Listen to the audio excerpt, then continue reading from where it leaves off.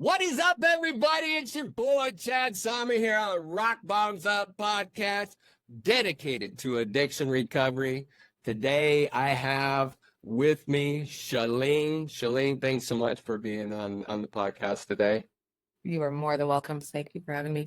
Absolutely, my friend. And I've done some research on Challaine, and so excited to get into this conversation because it's one of trials, lessons learned. But Challaine, where she's at today, is so inspiring to a lot of us. So Challaine, why don't I just open this up? Let's talk about Challaine. Let's talk about, where you came from and to the person that you are today.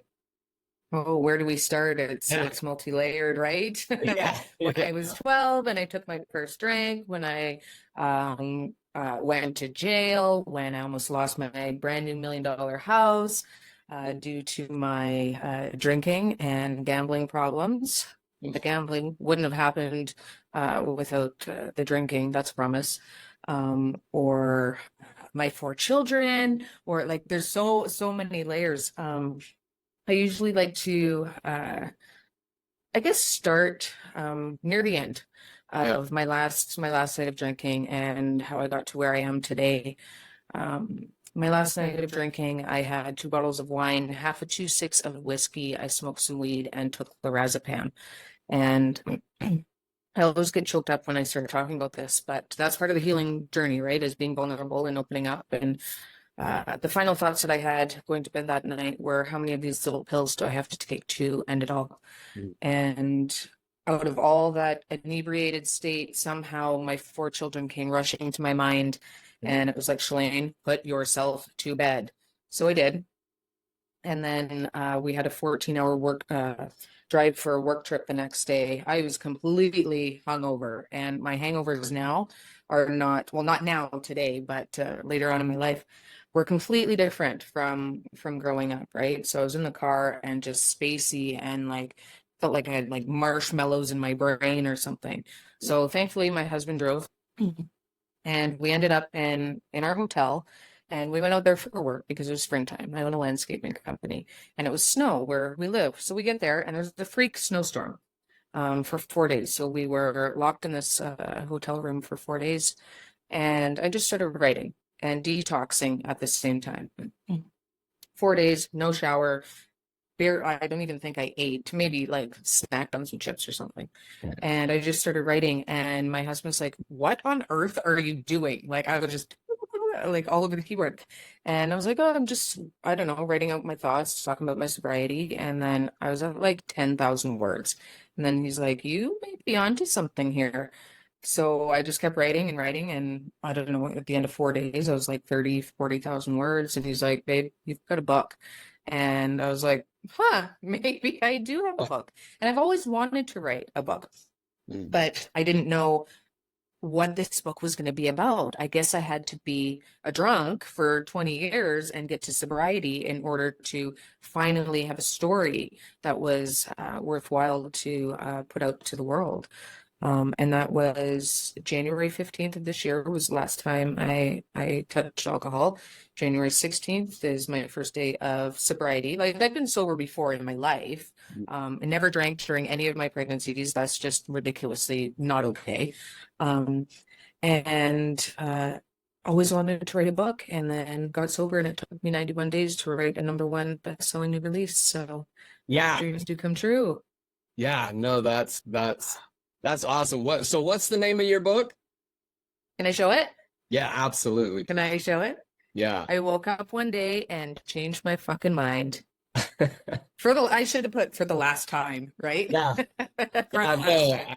I love the title. Thank you. 'Cause it's for anybody who is on the road to recovery in sobriety, that's I mean, you just took a little clip out of my head because it's like finally Yeah, finally it happened, and yeah, it changed the trajectory of my life. Because as you absolutely. said, on this road of addiction, it doesn't get better. usually that's the road that we take is that through this beating up of ourselves, not facing our lives and facing the issues that we have, as we continue to numb ourselves, we put ourselves in a state of, what is it all for? Why, I, what would it matter if I was here or not? yeah. And get And like I've never been suicidal in my life. Like those thoughts had never crossed my mind. And that final night of drinking, yeah, like, where did this even come from? Shalane, you need to get a grip of your life. You need to start taking control of the external factors that you can take control of, like picking up the bottle or 2 bottles of wine every night. And that is what led to these destructive thoughts, which are not okay. Not only would my children be without my 4 children be without their mother, but I'd be without my children, right? And I love them to bits. They're my everything. yeah. And I definitely wasn't ready to not be with my children. Yeah, no, praise God that, in that moment, that clarity came to you. I don't know where that came from. I Oh, was so drunk and so high, but they always like my dad had passed in 2021 and he was watching over me that moment for sure. yeah, He brought some down and was like, "Baby, like go to bed. Go yeah. to bed." He's like, baby girl, Yeah. you don't know what you're thinking right now. Exactly. Yeah. Yeah, exactly. But praise God. I mean, praise God that that clarity came to you. Um, Mhm. and too, it's when that after day, that's so cool that you decided to write because you probably had a deep perspective of life, Mhm. coming from that point where you're just about to end it and you chose not to, and the state that you're in, it probably opened your mind to a lot of feelings and emotions you weren't feeling at the time, and gave you Totally. that time and space to really connect with yourself. And it's so cool that Yeah. you're able to put that down, and write a book. That's really awesome. And not to say that it was easy. Like I drank for over 20 years and I still get triggered, of Yeah, course. Going out with friends, right? Or it's nice out or going out on the water and having a beer. I still have a beer. I just have a non-boozy beer. yeah, Tastes the same. And one thing I've learned is that the morning after the night before will never change yeah, after drinking, right? Um, and I know this after all my years of drinking, stealing, I've been stealing tomorrow's happiness. We yeah, just want to live like this fulfilled and purposeful life. So why are we stealing tomorrow's happiness? yeah, Right. And I was at a point where I'd wake up totally hungover, but I was productive. The kids were clean, the house was clean, I went to work, the kids were fed, this and that. But I just didn't feel normal. So that's when I go and grab the wine to feel my normal, right? Because I'd been inebriated for so long. My normal was being drunk. yeah, And I felt like that was like mommy time. So mommy would have her wine and being my Netflix and chill was cooking with my laptop on the counter, having Netflix on, drinking my wine, and you do not talk to me when I'm cooking, watching my Netflix and drinking wine. That was like my time out from my life, from my family. This was my time because I was so busy with everything else. yeah, But why are we trying to escape a life we're trying to build? yeah, With getting drunk like in the moment and then the next day being so hungover I couldn't even get out of bed to be a mother to say good morning to my children or having my older children take the littles and get them ready for the day. That's not fair. yeah, That's not fair and not the legacy that I want to leave yeah. for my family, right?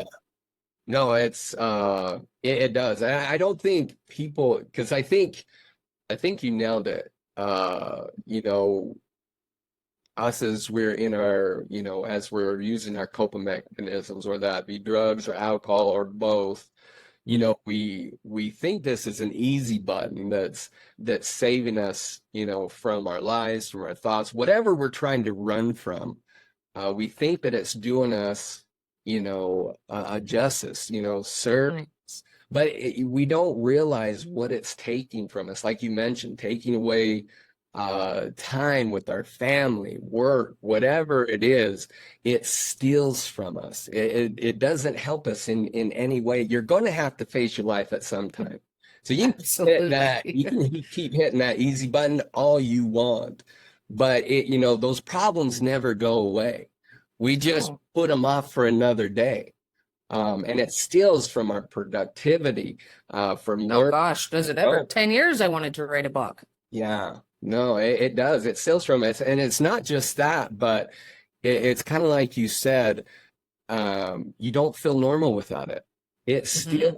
It steals our self-esteem. It steals our confidence. We think it gives us self-esteem. I remember a lot of time going out to the club, and I just need to get drunk so I can be cool, Yeah. and So I could dance. yeah, yeah, and not realizing that these addictions, these coping mechanisms are really stealing from your self-esteem and confidence, because you How can't. confident do you feel the next day Oh, when you're yeah. riding that porcelain bus, right? Oh man. And Oh then gosh. you'll wake up and start using again just to take care of from what happened the night before. And it's a vicious Yeah. cycle. But Yeah. but you don't feel normal. Mm. It tells you that you can't be you without it. You But can't. that's part of that like withdraw, right? Like Oh, that, yeah, the withdrawing of like, okay, well, how do I get rid of this icky feeling? Okay, well, I know what works to feel so I don't feel this. yeah, So you grab the wine and like it just starts over and over again. yeah, So it's imperative, like you have to go through that the pain, like it's such a temporary pain, the withdrawal. For me, it was 4 days for sure. Like that was a really crappy 4 days for me. But it gets like well, once a week goes by and then 8 days, 10 days, 2 weeks, you're at a month. Holy crap, I'm at a month. yeah, Right. So if we can just get past that ick and that the alcohol is trying, your body is trying to work with you and to rid the poison, so we can come out healthier and happier without the alcohol. yeah. No, it was about the same for me. It took, my last relapse was just like a day thing. Hmm. But I mean, I was a heavy user in drugs, and you get past that week mark, you drink your water, you allow your body to heal. You feel the effects almost Oh immediately, yeah. especially in your brain function. Like your brain function is what I notice the most. The clarity, being able to speak. I mean, these things like almost happen immediately when you stop Mm. using. Um, For me, my anxiety and depression were 10,000% caused by my alcohol use and abuse. Nobody told me growing up and seeing the pretty pictures of going out and drinking that I would be depleting my serotonin and dopamine levels daily, meaning the next day I was so just like drained. Well, no kidding, I had anxiety and depression. I had nothing of happiness in me to keep me going, right? yeah, And that was the anxiety and depression was I was prescribed medication for that. But my doctors or therapists never said, how much are you drinking? Are you didn't even ask me if I am drinking. My therapist did. She knows about my drinking. But nobody ever said stop drinking. yeah. Isn't that And I stopped drinking, and funny, the anxiety disappeared, the depression disappeared, and because I'm living on purpose now, right? I'm living on purpose and working on myself every single day. So, Yeah, and that, by setting those goals, working towards it gives you meaning, it gives you purpose. mhm. And it's such a positive to have that that in your life because it gives you meaning. And um and to be able to set those goals and accomplish it, what does that do? Builds that self-esteem, builds that confidence. All of a sudden, without, all these poisons in our body, we're feeling better. And Sure. it's a complete 360 of who we used to be. I wish I could just gift it to everybody that is struggling, right?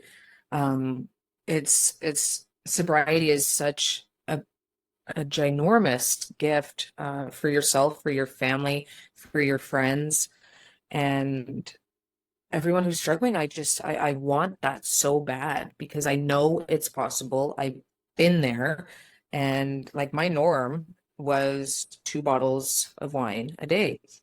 I had a Christmas party. We moved into our new house, which I almost lost. We moved into our new house, had a big Christmas party, and every single gift that was given for our housewarming was a bottle of wine. Yeah. And every single gift, like not a pressure cooker or not an iron, like nothing like that. Everything was a bottle of wine. And that was like really eye-opening for me of, okay, this is what my family, friends, and peers, this is what I'm known for, um, is wine. Like I don't want what I'm doing all the time to be the thing that I'm known for and to be the thing that's going to kill me. Yeah. Right? Like that Absolutely. was deep. And then another thing I started recognizing it was a problem was always having a drink in my hand, but taking selfies and moving my drink out of the picture. I didn't like, I started like consciously being like, okay, move the drink, take it out, because I didn't like want, because all of my pictures were me holding a drink. And this is what my children are going to see, right? So it was like these little like nuances or these little tidbits of things happening in my life where I'm like, this isn't really okay anymore. So started to kind of pick up on that of how the world, or most importantly, how my family sees me. Yeah. So, and I Yeah. don't want it to be attached to a bottle of wine. Yeah. No, absolutely. Um, yeah, it's funny how all of a sudden it literally takes over everything. It does. It literally becomes, who we are.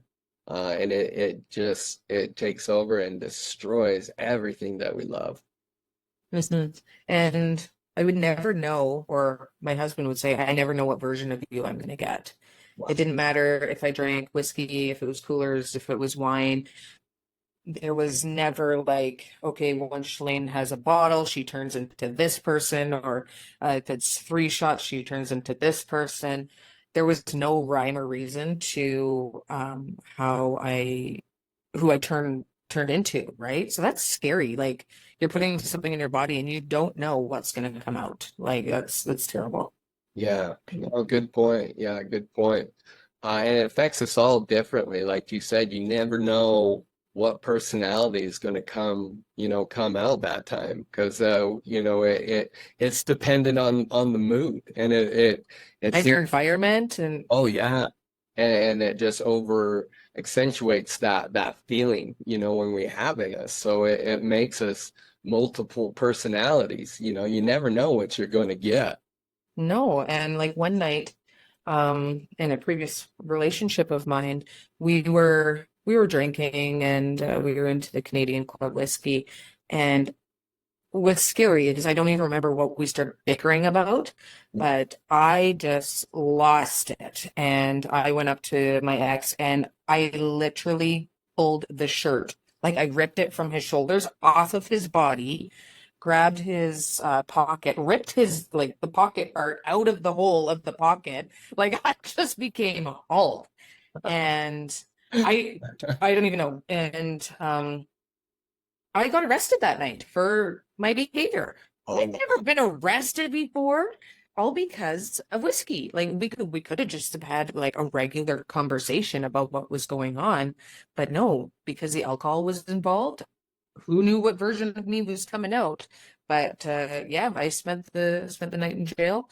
No charges were laid. I don't have a criminal record, like nothing like that. But that was definitely a blow to my ego, to my relationship.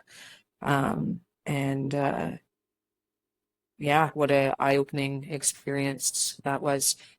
And unfortunately, he passed a Yeah. couple years ago. Um, Actually, on my dad and my son's birthday, he committed suicide. Oh, And yeah, that was the second attempt he had made and was successful. The first time, um, it he wasn't successful, which I was grateful for. We were still together, but the alcohol and the addiction with him as well, like it's terrifying, and it's so sad yeah. that we get to these points of just being so low that we can't imagine our own existence with our family or being on this earth anymore. Yeah. Yeah, and it gets so low. I'm so sorry to hear that, Shalene. That had to have been a really tough time for Yeah, it was interesting because it was on my dad's birthday, mm, and he was the man who had raised my two oldest children for 5 years, and it I wasn't a part of his life anymore. Like I was with my partner and he was with his, and it was shocking and just like, oh no, he actually did it this time. He actually did it, and that he couldn't get the help that he needed. And yeah. if he, because he could have, but he didn't seek out that connection and that support and reaching out to other people. He felt like he could maybe do it himself, but he couldn't. So, Yeah. No, it's sad because, we get so dependent on this, on this crutch. It's what we lean on for help. We get to that point where, it's not curing our feelings and emotions anymore. Uh, and in fact it's doing more harm than good, and then we get behind this eight ball and we can't see around it. We just can't see the light. We can't see ourselves overcoming it, and we get to the point where it's like, why try anymore? yeah, So yeah. uh But our best years are yet to come, yeah, right? yeah, no, They are. They yeah, are like never in a mil. We're gonna try changes or let's bring it up a little bit. I got really yeah, sad. yeah, But yeah, our best years are yet to come. Like never did I ever think that I would be publishing and writing a bestseller and all these things when I don't know, 6 months ago I was ready to take my own life. So yeah. just No, and keep on keeping on. you look amazing. Thank you. I mean, look good on you, little lady. It What's definitely looks that? good. I said sobriety looks good on you, little lady. It looks Thank you. really good on you. And Thank you. that's so cool about you coming out, being vulnerable, talking about your life. But I think what's coolest is you're an advocate now of sobriety. And Oh, I have to. you started your own program, haven't you? Yeah, so I've got a course called Secrets to Sobriety. The traditional model for recovery didn't work for me. It didn't work for my lifestyle. I'm not putting it down by any means. AA is what I'm talking about. It works for many and thousands and millions of people, but it didn't work for my lifestyle and wasn't something that I really wanted to give a go at. Um, at that point in my life. However, therapy worked phenomenally for me. I'm a huge advocate for therapy. So anyways, I created my course Secrets to Sobriety. It's a 10-week program that each module unlocks a week after it's been opened. If you're anything like me, let's get it done. Let's go, go, go, go, go. But each module is designed to really make you stop, make you breathe, make you take in everything that you're learning about yourself and applying it in these daily practices. For example, one of the things that we hear about self-improvement is meditation. What on earth is meditation? How do we meditate? Do we just put our feet on the ground and start grounding? What does that mean? What does that look like, right? Yeah. And we talk about goals and not just our goals, like our 5-year game plan, Mhm. let's go back. What were your goals when you were a little girl or a little boy? Let's go back to that and tap into that, right? Like I always wanted to be a writer. I let that go. But once I started tapping back into that and my dharma and my true authenticity, Mm. I wrote a book, right? So it's really tapping into who we are Yeah. and underneath all those layers. Yeah. No, I love that. I love that self-improvement. It sounds like, you've been able to tap into yourself and what worked best for you, and now you're in a position where you can share that hope, that inspiration with others and help them, Absolutely. gain control of their life. And Yeah. sky's the limit when you do that. It totally is. And I poured my heart and soul into like I was 14-hour days in the office. And I would probably put 150 hours into developing this course. Like there's workbooks and homeworks and affirmations and some of it sounds hippy dippy, but sometimes you got to be hippy dippy to get like down into your soul and really dig deep and figure out who you are Yeah. because with all the years of drinking, I didn't know who I was. I knew what I did. Like if you were to ask me, who are you? I'm Challaine. I'm a mother of four. I own two businesses. This is where I live. Mhm. So determining who you are versus what you do, Yeah. it is a big, big difference. Yeah, no, Yeah. absolutely. No, absolutely. And I think you've put a program for success. Um and I love that you're living, your best life right now, and it's due to the fact that you made a choice to get in control of your life.